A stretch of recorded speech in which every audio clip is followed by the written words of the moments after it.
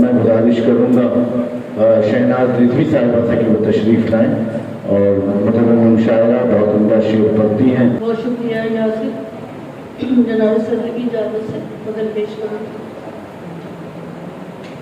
गिला मुझको नहीं कोई ख़िज़ा से, ताल्लुक़ ही नहीं अब गुलसिता से। गिला मुझको नहीं कोई ख़िज़ा से, ताल्लुक़ ही नहीं अब गुलसिता से। बचाती किस तरह मैं आशियाना, बचाती किस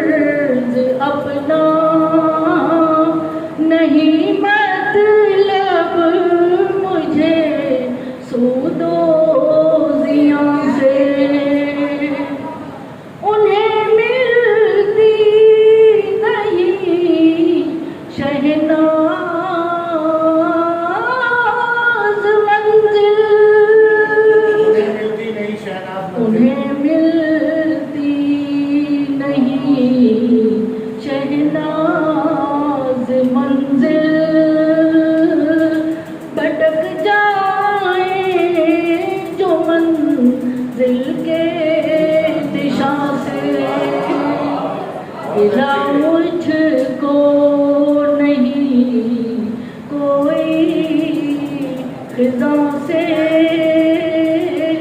ताल्लुक़ ही नहीं अब गुलसितां से। शहनाज रिजवी साहबा बहुत उम्दा कलाम पेश किया।